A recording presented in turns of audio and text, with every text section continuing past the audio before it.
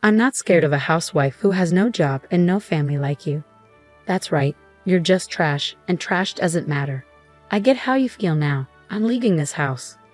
Well, now you're homeless. Good luck with that, homeless lady. This is a good chance for Frank to move out. Let's get everything sorted. Take out the trash and clean up. They went to Frank's room and told him to pack his things and leave. I was planning to leave, but I never expected that even Frank would be kicked out too. My name is Amber. I'm 27 years old and a housewife. I recently married a man named Tom. He's 30, so he's 3 years older than me. At first, I thought he was mature and calm, like an older man should be. Since he often talked about his mother, I thought he was a good person who cared about his family. But after we got married, I found out what he was really like.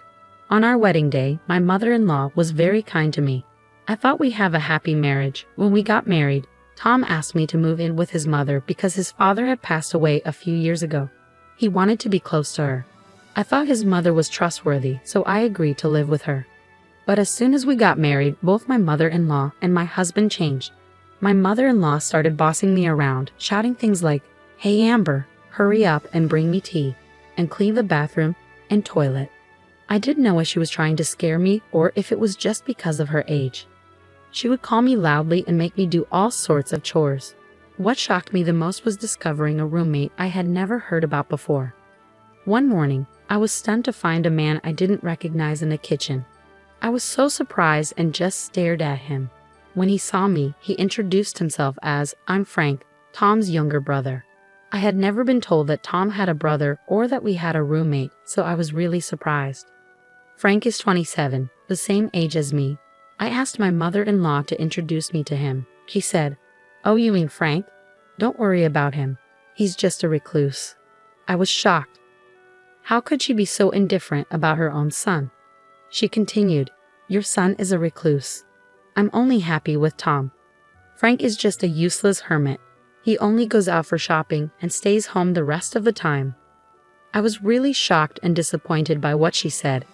It was hard to believe that my mother-in-law changed so quickly after we got married. It's upsetting that she discriminates against her own son. Since I'm an only child, I didn't have any siblings to compare this to. I'd be devastated if my own mother treated me like that or ignored me. My parents have passed away. I envy those who still have their parents around. I wish that at least parents and children could get along well. I asked my husband about Frank when he got home from work. I thought brothers might get along, but my husband's response was cold. He said, "Just ignore him. He won't bother you." He dismissed the issue. It felt like he just forgot to mention Frank, and it was disheartening. Calling his own brother a ghost was awful. My husband didn't seem to care about family memories. He was just overly attached to his mother. After finishing my chores for the day, I went upstairs feeling regret about this marriage. Then I ran into Frank, who was heading to the bathroom. "You married my brother, didn't you?" Frank asked. "Yes, why?" "I'm sorry, it's nothing, but I won't say anything bad." "You should leave," he replied. "What?" "I'm sorry, but you should get a divorce." I felt a bit hurt and confused. I was shocked by how my husband and mother-in-law were acting. I married my husband because I loved him, so it's hard to believe he asked me to end our marriage after just one day. "It's none of your business. I can handle it. I'm a competitive person." "I'm sorry for saying that," Frank replied. "And I'm also sorry for my outbursts," he said, bowing his head. I thought Frank seemed pretty strange. Until recently, I hadn't realized why my mother-in-law and I felt uneasy. He apologized so politely that I wasn't sure if he was sincere or just trying to warn me. As I was thinking about it, Frank said, "Excuse me," and went into his room. Even though my mother-in-law and husband think Frank is a reclusive weirdo, he seemed like a decent person to me. Maybe he just needs to be treated with proper courtesy. The next morning, while I was setting the table for breakfast, Frank came downstairs and wanted a drink. I said, "Good morning, Frank. Why don't you join us for breakfast?" "Good morning, Amber." "Thanks for inviting me," Frank replied, and he sat down. "Amber, I'm not going to eat breakfast with that person. Just finish making the breakfast," my mother-in-law shouted at me. Frank quickly got up and went back to his room. I wanted to apologize for my strong reaction the day before, but I wasn't sure how to fix things. My mother-in-law told me, "All you need to do is housework. Don't do anything extra, okay?" She gave me a harsh look. I was shocked by her tone especially since I was the bride-to-be. My husband's attitude toward me had changed a lot. What's going on? Today's menu is curry. You should have told me earlier. I had curry for lunch too. What's wrong with that? Why didn't he call me and let me know he had curry for lunch and wanted something else? My husband kept yelling, and I stayed silent. Hey, you're not apologizing. Who do you think you are? You're here to do housework. Remember that. I was stunned and stayed silent. It felt like Tom didn't love me. He just wanted a housekeeper. It was awful. How could he be so calm while treating me like this? They didn't care about me. They only wanted to make their lives easier. They were using me. Seeing them laughing and watching TV in the living room, I went upstairs. Once I was alone, I started crying. Then Frank appeared and offered me a handkerchief. I'm sorry, I'm so sorry, he said gently. I quickly wiped my tears. Sorry for using your handkerchief. No, I gave it to you because I wanted you to use it. I heard what my brother and mother said. I knew it. They're the worst. When my brother-in-law said he knew it, I asked him what he meant. He explained that he had been in a similar situation before. My husband had promised to marry someone else. But because my mother-in-law and husband treated her the same way they're treating me now, she ran away just before the wedding. Hearing that made me feel a bit better. It meant that the way they're treating me isn't unusual for them. It's a pattern. I felt hopeless though. How could I have trusted this? But I had nowhere to go if my husband kicked me out. As a housewife, I wasn't allowed to get a part-time job, and I couldn't afford to move out on my own. I didn't know what to do and ended up crying. Then Frank said, if we keep talking here, it might look suspicious. Let's talk at a coffee shop next time, if you'd like. He gave me a piece of paper with his line ID on it.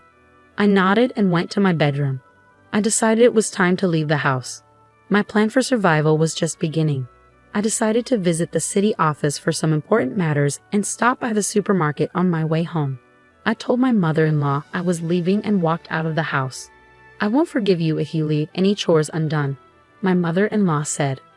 When she saw that I had made sure everything was perfect, she grumbled that she wouldn't accept it if I was late for dinner. I pretended to agree and went to the coffee shop where Frank and I were supposed to meet. At the coffee shop, I told Frank that my parents were gone, and I couldn't rely on them for support anymore. I'd also mentioned that I had canceled my rental house and quit my job. I explained that I would have to start everything over from scratch. It's hard to move out of the house under these conditions, isn't it? The biggest challenge is dealing with work. It feels like you're being controlled by your mother and husband all day. Frank then asked, Amber, can you draw? Huh? What do you mean? Well, can you? Yes. I went to art school before. Really? That's great. Yes, but how? Just in time. Another manga artist is looking for an assistant, and you can work remotely. But I don't have a computer right now.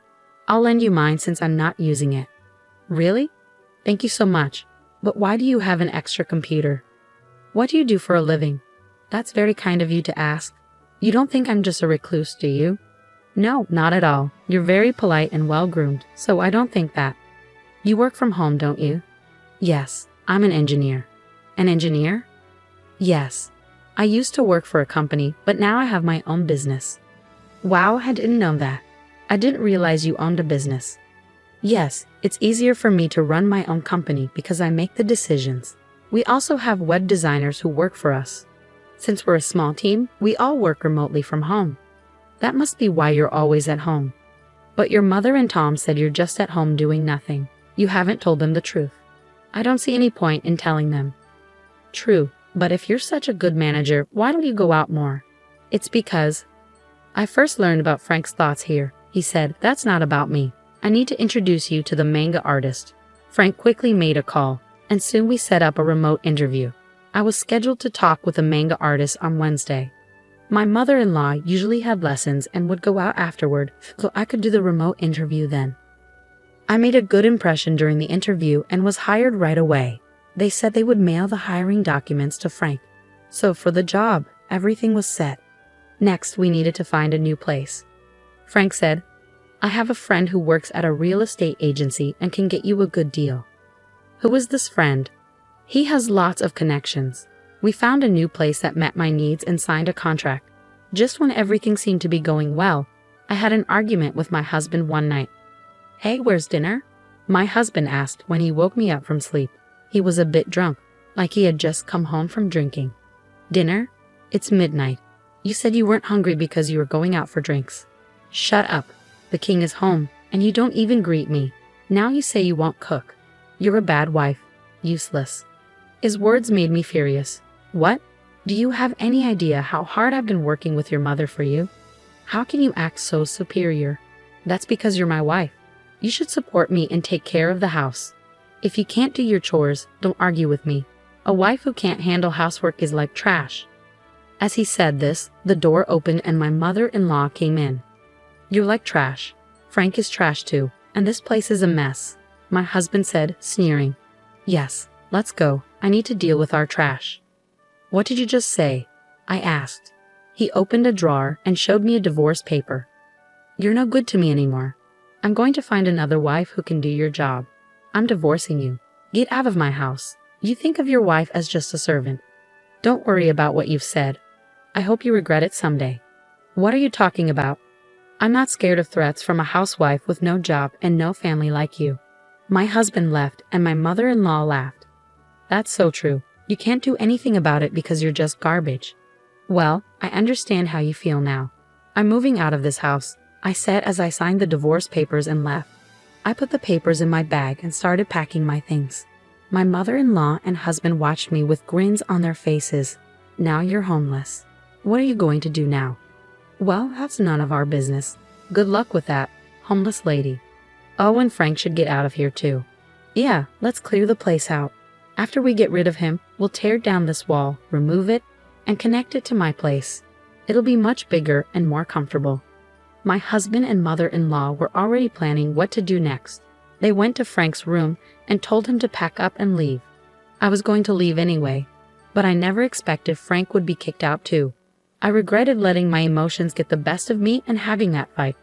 I'm sorry, Frank. It's my fault.